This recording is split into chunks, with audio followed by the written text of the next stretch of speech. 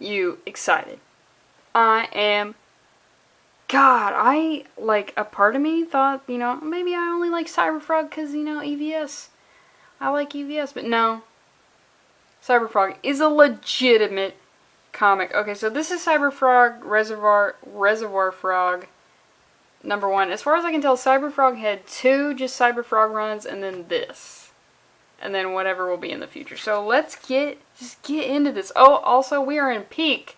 Looking like Todd McFarlane. Oh man, I almost forgot. You think this cover's pretty dope? What if I doubled it? We've got this split right here, and that I feel like that's very obviously Mary Jane Watson with some well, they're both beach ball titties. This came out in '96 when I was only 5 years old, but I'm pretty certain that I had a pair of fake tits in because it was all the rage. Everybody had them. Those are literally flotation devices. I feel like this comic made me think that EVS is an ass man, but I think he might be a boob man. But I think, you know what? I think EVS is so damn cool, he can be both at the same time. Let's just get into this. Okay, so we start off, we're in New York City, of course, where, no other city could contain Cyberfrog. So we're seeing these 2 people. This guy's name is Yoshi. This is his bitch, and they just came out of a movie. They're talking. We see these 2 guys who clearly have to be gang members because where are the rest of your finger gloves? And you took the time. Those aren't made. Those aren't in production. You got to make those yourself. So these guys are obviously in a gang. That haircut. So they walk by, and I guess the gang for EVS Cyberfrog is called Traffic, which I feel like maybe don't name your gang after what crime you're doing. What kind of trafficking is it? Child trafficking, women trafficking, drug, whatever. Maybe they do it all. Maybe it's just like just so much traffic. Maybe they got so much shit going on all the time. It's like, hey man, our gang is like traffic. We attempt to go a lot of places, but we all stop each other, and it's very slow, and nothing gets done. I don't know. So we see these guys, and this guy says, Yoshi, like that piece you got there, man. Hit that shit a couple times for me. He said, hit that shit. And Yoshi's like, come on, man, not in front of the lady. And you get the feeling that, you obviously get the feeling that Yoshi doesn't want. Jesus, what is up with her? She literally transformed into a blow-up doll right there. And she's like, Yoshi, those are gang members. How do they know your name? Lucky guess. And that made me think, I think Yoshi is a pretty common name in Japan. Why aren't more people, more Americans, more anybody named Yoshi? Super Mario World is literally everybody's favorite video game of all time. Why aren't there more people named Yoshi? If you got a kid out of the way, think about it. Just saying. And he's like, I don't know. Fair enough, you're entitled to a few secrets. Bitch, no, not when it comes to gang, because I need to know if my man is in a gang so I can be mentally prepared for possible gang retaliation at any point. And we all know that gang retaliation is literally the worst kind of retaliation. But whatever. I've got 1 or 2 of my own. Take me to your place and I'll show you what I mean. Okay, you say that, and we're talking about secrets, and then you're talking about fucking each other. That makes me think that this lady has a dick. And that could put a little bit of a damper on the whole night. Word? Ethan Van Sciver is a wordsmith. I don't want to hear anything else about his writing. So I do have to skip a couple pages, so they arrive to his door, and he's like, I should mention I got a couple roaches. And she's like, roaches? That's fine. Is it, you dumb woman? Because these are the type of bugs that are waiting for him in his house. Just like, okay, this is like really busy, and I kind of like it, I kind of don't like it, but you know what, it was the style of the time, so we gotta go with it. And we got this guy here who, literally, I've read this comic 3 times, and I was trying to figure out what the hell he is. He's a worm. And I felt like an idiot as soon as I saw that. So, and we got Rumblebee, which he recently drew on a stream. We've got this guy. And they're after Yoshi, because apparently Yoshi spurred the Swarm, which is their organization. And they work for a guy named Mr. Scorpion, but literally the first time I read this comic I was like, Scorpione, because every Italian person is doing crime. Okay, so let's just, everybody, you know what, crack open your notebooks, grab a pencil so I can just tell you what the hierarchy here is Yoshi is in the gang Traffic. I think he's still in it, or he possibly wants to get out of it, but he's definitely associated with Traffic. All these bad guys are in the Swarm, which is run by Mr. Scorpion, but they also fear this unknown guy named Mr. Blue, which everybody's got like bomb-ass names, and then we got this guy Mr. Blue, and he better look fucking cool. So we see this guy, his name is Dementipede, and oh my god, you think, okay, well, first of all, Jesus Christ, that's fucking terrifying. I mean, I'm already sketched out at centipedes and millipedes. They got too many legs.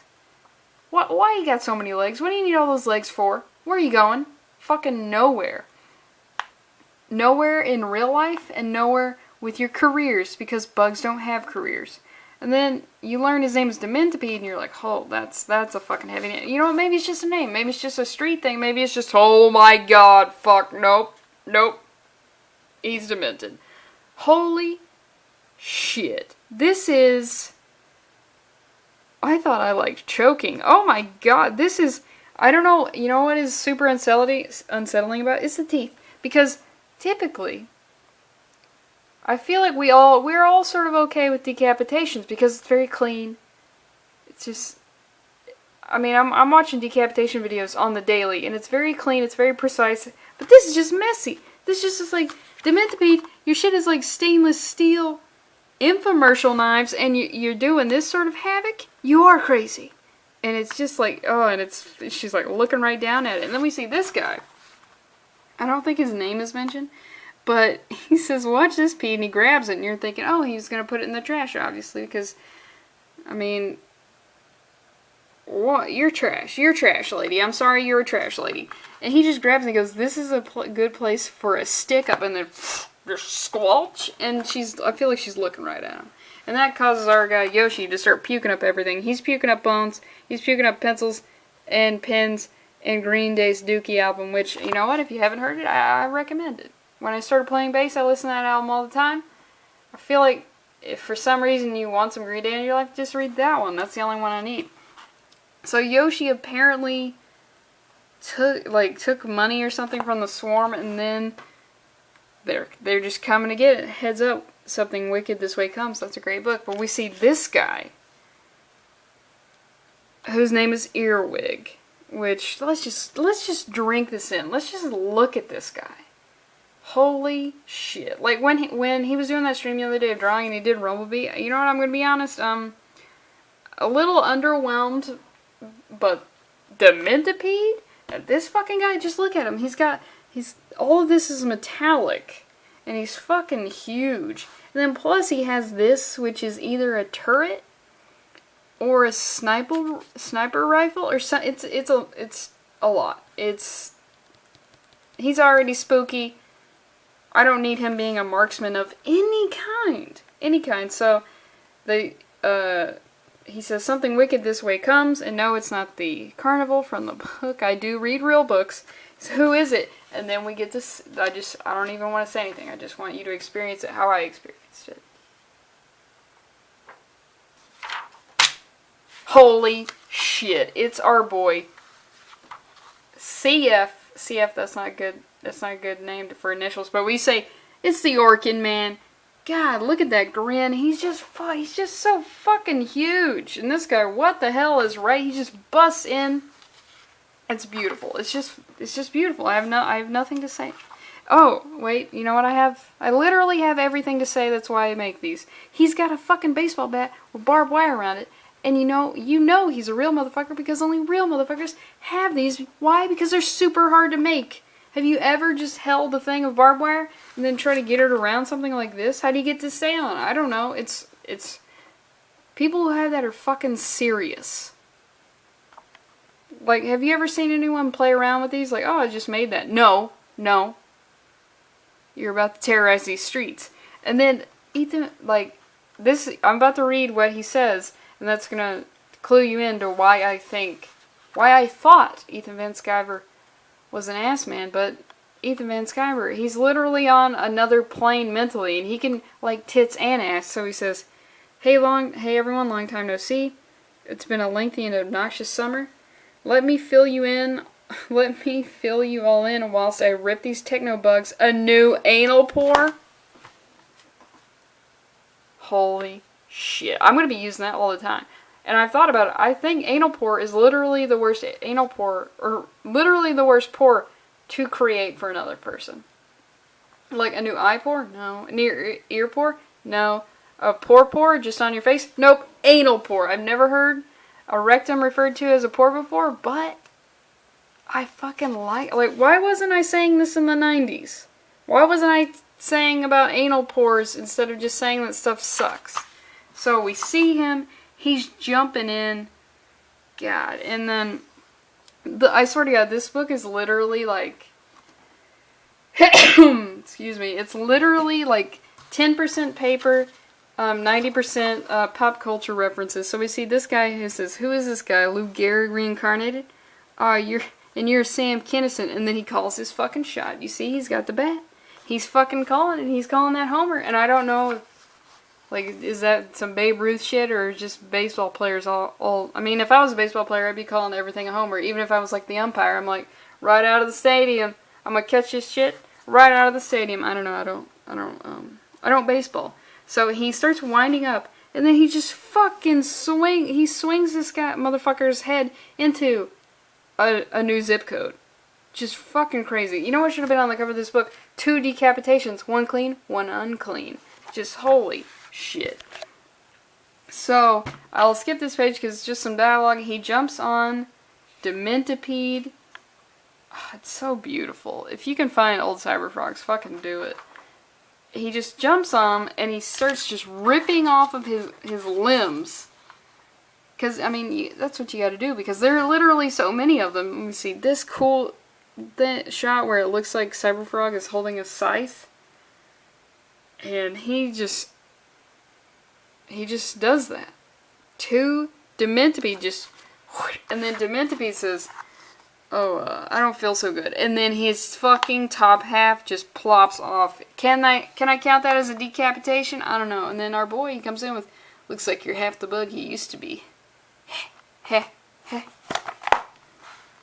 And then we finally, like, all these have been sort of close up, so we zoom out a little bit and we see that Yoshi's apartment is pretty damn spacious. Yeah, it's his apartment. Like, from old Diversity in Comics videos, that apartment was small as shit. So Yoshi, keep being in traffic, because that's paying for you. And then this is the panel that I finally realized that this guy was a worm, and I felt like such a fucking idiot.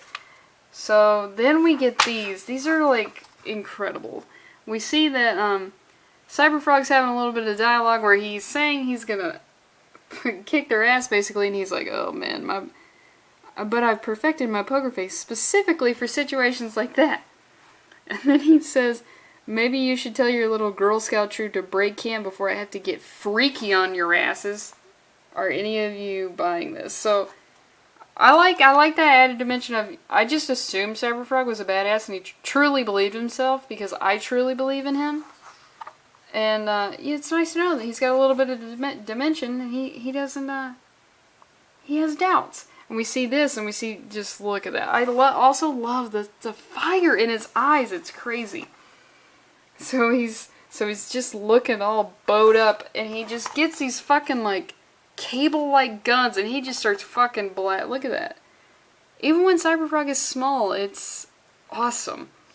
He tells him to fucking dance, which only the coolest guys will tell another man to dance with guns. They eventually, like, speed off, and we get this, another beautiful, I paid like $1.50 for this comic, another awesome splash pages, and he says, he calls them cowards, and then he says, okay, this is new to me. I mean, many a time has come and gone when I wished I could have produced gigantic forearm-mounted cannons out of the frickin' blue, but that wish got filed away with my Kathy Lee Gifford versus firing squad fantasy. Would Kathy Lee be able to take on a firing squad? Would she be able to take on a firing squad today? I don't know. She seems to be some sort of alcoholic, so they can't predict her movements, because Kathy Lee doesn't know. She can't predict her own movements. She's such an alcoholic all the time. And then, just look at, that's fucking incredible. That's incredible. Wasn't that a show? But then, they dissolve, and they're gone. Cool while they lasted. Save my green butt.